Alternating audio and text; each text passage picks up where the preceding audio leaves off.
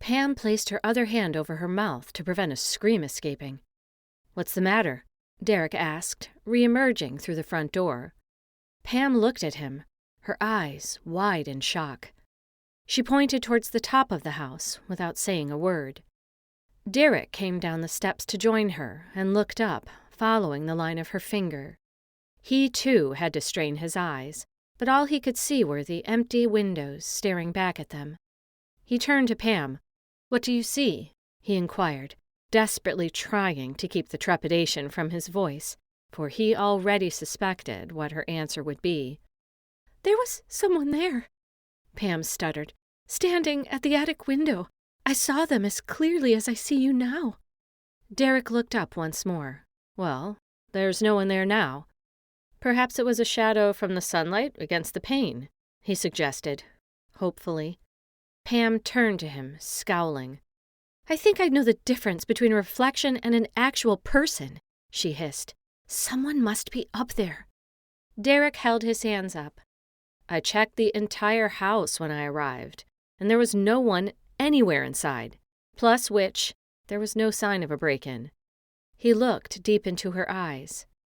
"If there was someone up there, I think we both know who it was." Pam pulled back. She was all too familiar with the rumors about the old house. The company lawyers had even suggested that they mention it to future buyers, for fear of being sued at some later date for failing to disclose the house's history. But Pam refused to believe that what she had just seen was anything other than an intruder from this world, not the next. "Stop talking rubbish," she spat. "I want you to go up there right now and check it out." The authority in her voice did not betray Pam's alarm, but Derek could see the woman trembling where she stood. Whether she wanted to believe what she saw or not, it was clear that the rational side of her mind was desperately trying to keep a firm hold on her sense of reality. For himself, Derek was not overjoyed with the prospect of searching the house again that morning. But Pam was his superior, and he could do without her making a complaint against him for refusing to carry out his job. Finally, he agreed. "All right, you stay here," he told her. "I'll go back upstairs and have a look around."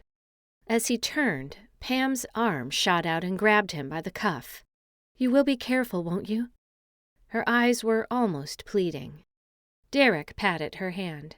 "Listen, whether or not we want to believe what's there or not, we both know that it won't do either of us any harm. She never has done in the past." He sighed. "That said, if I'm honest, I'm not looking forward to this." As he reached the top step, Pam called out to him. "Wait." Derek turned. Pam was nervously nibbling at her thumbnail. She waited a moment longer before calling him back. "You're right," she admitted solemnly. "It's just that I've been here so many times and I've never seen anything." I was beginning to believe it was all just an elaborate folktale designed to scare children and stop them trespassing. "Whatever it is," offered Derek, "after today, it's no longer our concern." Pam managed a half-smile. Derek noticed that she appeared to be purposely keeping her eye level straight ahead. It was almost as if she were afraid to look up again, just in case she caught another glimpse of something loitering at the upper windows. A sudden breeze kicked up some of the dead leaves littered across the grassy banks on either side of the drive, making both of them shiver involuntarily. "What time can we expect the new owners?" he asked. Pam checked her watch. "Well, contracts are due to be exchanged at noon, so I suspect they are already on their way. Once I receive the call from the solicitors, the place is legally theirs." Derek scratched his head.